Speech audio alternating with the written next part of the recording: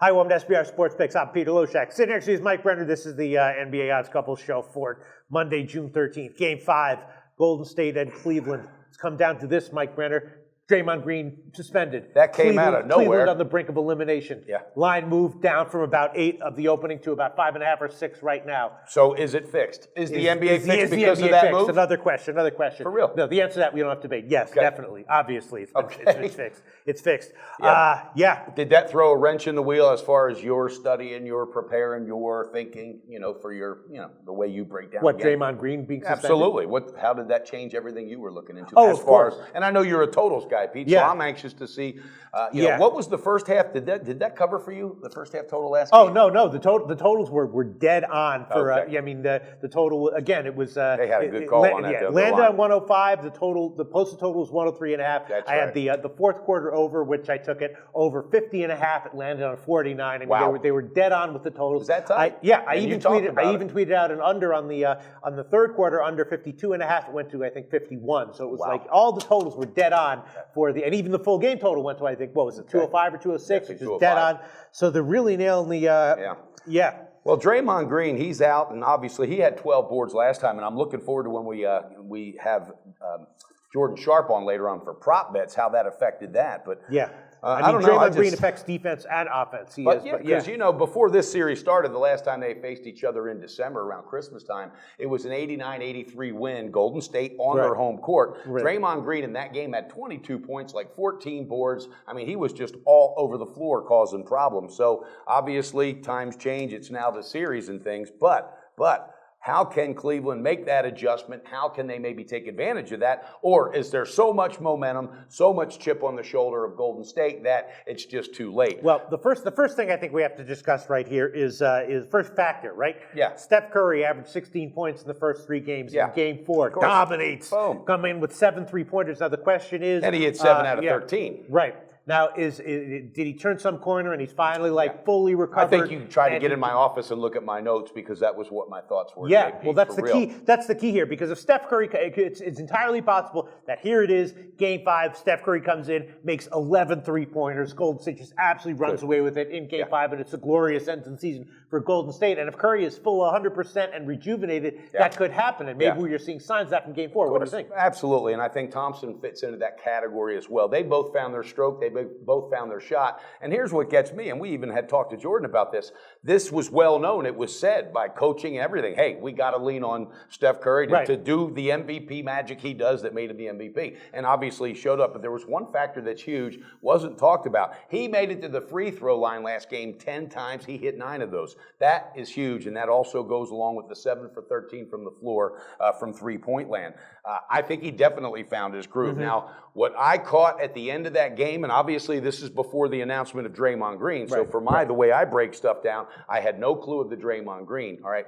There was that altercation at the end of the game, okay, with Green and everything, but Curry started jabber-mouthing with LeBron, and guess what? Curry handled it better. I think he got the best of him in that, as far as, psychological edge, and I think he got LeBron so frustrated, got into his head, that tonight there is a chip on their shoulder. If NBA's fixed and wants Game 7, oh well, I got my picks ready. I'm putting them out, and if they lose, they lose, because again, there's that factor of what the NBA does. But I'm basing my picks on what happened with momentum. Okay, well, let me just give my pick, Chris. My pick is a relatively minor pick. I am going with four to 4. It's a fourth quarter total. Okay. Fourth quarter over 49.5. I think whether it's a blowout or a tight game, that one might cash. It's surprisingly down to 49.5. One thing that I find encouraging is that my fourth quarter picks always at the halftime are always beating the halftime fourth quarter lines by like 2 points, right? Sure. So betting them pregame, getting 2 points there, and you could conceivably do an edge. I do think that's going to happen again. Fourth quarter over 49.5 is going to be my only pick for this game. I think it's the safest way to go. The total, I just feel like it's dead on. It's 4.5 or 205 and you've called it. They had a good eye on that the whole series. And as far as the side is concerned, I guess my lean would be that one way or another, the NBA tries to make this one go down to the wire. So maybe Cleveland +6, but I certainly would not bet into that. Golden State, really impressive impressed last game, and then Draymond Green monkey wrench throws more chaos into it. So my only pick, fourth quarter, over 49.5. Mike Brenner, what is your pick? Well, a lot of stuff's going on also. You know, J.R. Smith got back to shooting his normal 30%. He hurt the team. He didn't help him last time. I read some articles because I try to get the other edge, the advantage of in the head, the egos and all that. And LeBron James and even their coach, you know what their statement was? Well, we might as well win one and come back to Miami because we have to fly back, to Cleveland, because we got to fly back to Cleveland anyway.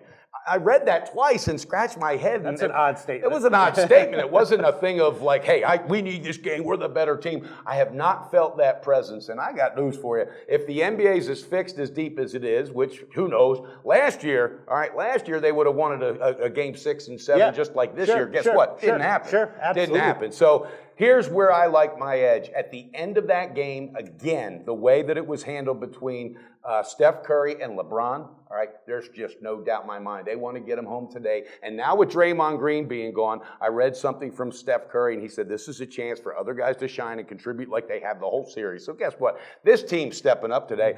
Pete, I think, and I'm telling you, I just think they're going to whoop the dog shit. And there goes my Cleveland in 6. There goes my Cleveland had a chance. And, hey, it happens for a reason, but I want to cash tonight. There goes my three-way hedge on Cleveland and 6, Cleveland 7, absolutely. Golden State 7. Yep. Absolutely, but nobody can tell the future. No one can tell suspensions or injuries, everything else.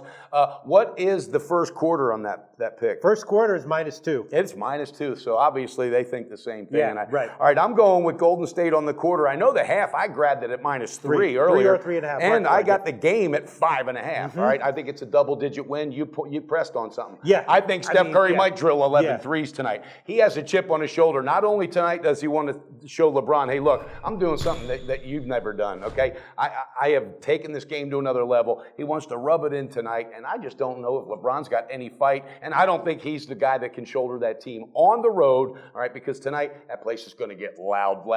It's going to get so freaking loud, and whoever steps in tonight for Draymond Green, because they hadn't revealed it yet, all right, is I think going to have a chance to really show what they can contribute this team. This team is deep. They're awful deep. They got bench players who can step exactly. up. Curry, why not win 2 in a row, and why not do it tonight in Game 5? Hell, I don't know. But if Cleveland does win and the NBA's fixed and all that stuff, then I'll be okay with losing these picks. But Pete, I see no reason, momentum-wise, ego-wise, and on paper, why they shouldn't win and cover everything tonight. Very convincing argument there, Mike Brenner. So you're taking it 3 ways. First quarter -2, first half -3, full game -5.5. Absolutely. All right, and my one pick, fourth quarter over 49.5. I do kind of like that one. I think there's some value there. Now let's go to Jordan Sharp. kind of like that one. Let's get Jordan Sharp's take on this game and prop bets, which, as always, in the playoffs can sometimes be the absolute best ways to bet these. That's why the limits are lower. Jordan Sharp, what's your take on Game 5? Do you smell a rout coming? Talk to us, big man. Do you guys remember when I think it was this past offseason, so almost a year ago, there was this big discussion after the Warriors won about whether or not it was still LeBron's league or whether Steph Curry was kind of taking over. Is there any question after what happened to Draymond Green and how he got suspended for this game, it's still LeBron's league? I mean, come on. How bullshit was that? Wow. That's a good look. That's a good insight there. And, he did kick him, You don't think that should be suspension? I mean, you think that is turning into a pussy league here? No, I mean, the rules are out as they stand. You have to go by with what the rules are. He got too many flagrant fouls in the playoffs. He's going to get suspended. I think the rule is something that needs changed. We can have the argument of whether or not, it's getting softer. The league is getting softer or not. I'm sure guys that played 10, 20, 30 years ago are going to have that argument. So, I mean, I'm not arguing against that. I just think that the NBA has taken away what could have been an excellent Game 5 and now have kind of shadowed it with this whole Draymond Green situation. It's kind of overshadowing the potential of Cleveland here to come in and steal one on the road, Maybe that means it's even better for us from a betting perspective. Exactly. So what do you think? What prop bets do you think might have some value?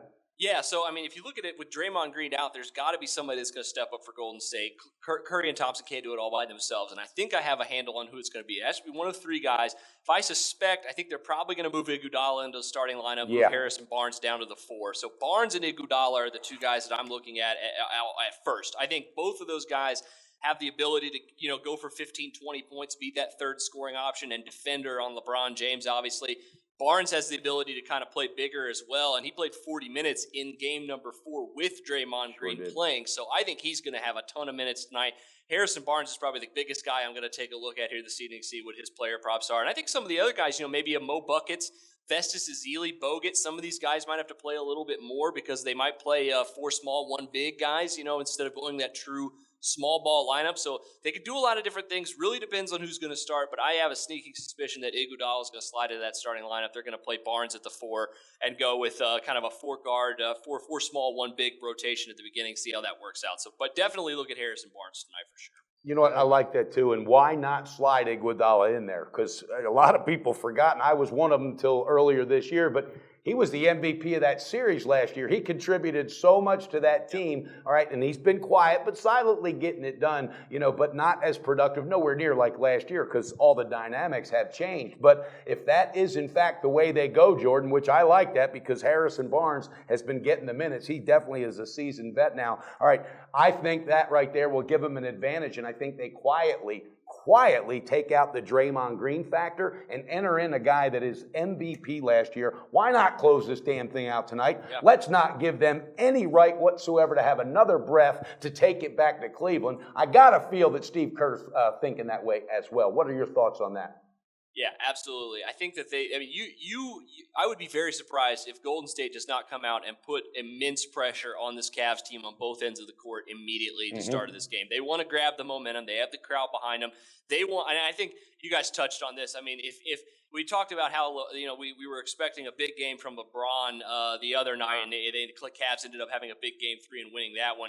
I think I'd be immensely surprised if we didn't see another 30-plus points from Curry tonight. I mean, he is going to come out. We've seen in games where, it was last game was about his shoes. Everybody was making fun of his shoes. Now it's the Draymond Green situation. We're coming into this. He wants to prove that, he's in fact the best player in the league. And I think, even though he's very, very, he's very subdued in that. He doesn't like to brag and boast a lot. He's kind of the opposite of LeBron James when it comes to that.